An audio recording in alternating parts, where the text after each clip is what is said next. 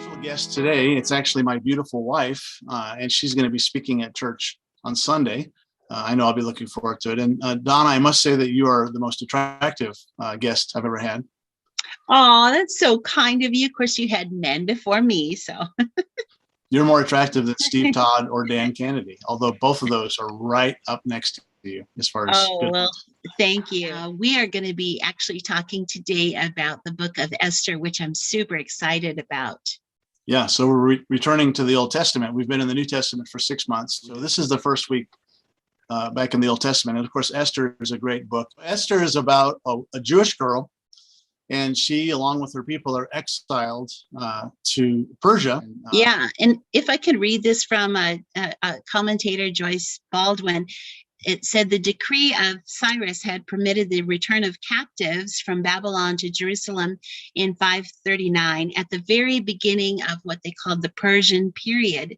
Comparatively, few had availed themselves of the opportunity either then or on later occasions, and 60 years later, large numbers of Jews remained in the eastern half of the Persian Empire, many in the great imperial cities of Persia itself. We have a powerful king, Xerxes. He gets mad at his first wife, Vashti, the Queen Vashti. Mm-hmm. Yeah. Xerxes had a tremendous amount of power and a tremendous amount of wealth, and he liked to throw parties that lasted for days. He summoned for her to come during this party, and I think his idea was that he wanted to show off her beauty. He wanted to show off that he was in charge of his kingdom, and she was trying to maybe make a stand, and that was, of course, to her downfall.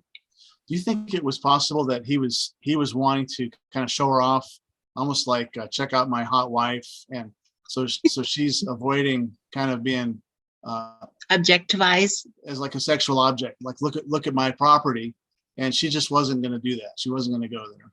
Yeah, I would think that that's very probably much the case. All the men, they're probably making fun of him, like, "Oh, buddy, your wife doesn't listen to you. Huh? You're the most powerful man in the world." Yeah, and it's definitely implied that women should be obedient in that time, obedient to their husbands. Oh. And when she refused, he knew that he had to, because she did that very publicly. Right. That he knew that he had to respond, or he felt like he needed to respond to save face. Even his advisors say, look, if you don't set her straight publicly, then all the women in the kingdom are going to think they can stand up for their rights. He felt like he was protecting the social structure, which is that men in those days, men are above women, and the women need to do what the men say, even if it disrespects them or objectifies them. Yeah. Do you think the culture has changed dramatically since then? In my humble opinion, it hasn't changed enough. Better salaries, better positions, in doing the same work and getting the same pay, and that kind of respect in the workplace is, I think, honestly, is Jesus. Looking at his model, that he really honored women, and he had women traveling with him and teaching. Like you believe that the Bible doesn't objectify women, or the Bible doesn't treat women as secondary, but ancient culture did, and current culture still does. Go back to the creation story, and it says he created male and female, created them in his image. And he doesn't say he created male in his image and then female in the male's image, that they both, there's a sense of equality. Both of them were equally made in God's image and equally represent the character and even the nature of God. But that's not how it is in the planet. Men have tended to dominate, and then women are stuck in this position. Let me ask you this. In some ways, the book of Esther is a book about inequality, not just with men and women, but also with social classes, royalty versus non-royalty, and also with ethnicity. Persians and Jews, and on some level you see people fighting against inequity in different ways. And in Vashti's case, she puts her foot down, and one of the big questions as we're looking at Esther is, how do we fight inequity and effectively? I know when you and I were first married, we chose for me to stay at home once the children started coming, and boy, did they come. We had 5 children in 6 years, and we both made the choice for me to stay home. At that time, you and I were both making about the same amount of money, and we were both going for the same kinds of jobs. I think you were making more money than I was before you stepped back from the workplace. Yeah. Oh, actually, I think you're right.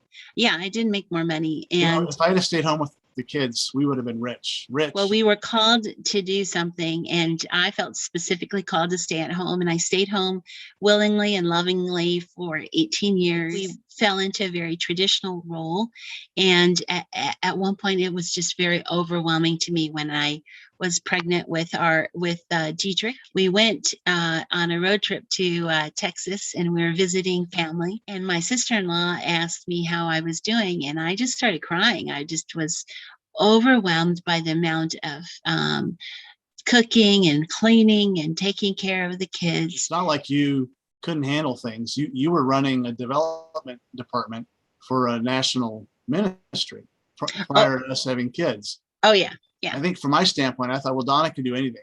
She's did all this in her career. Right. All right. So but there was definitely an inequity when 5 p.m. hit. That was when you got to rest, and I put the food on the table. I did this, I did that. I would just encourage the people that are listening today is to look at that as an equal thing, that the work at home can be something that they tackle together. And I think women really dealt with this. We saw this during this COVID period of time. They said that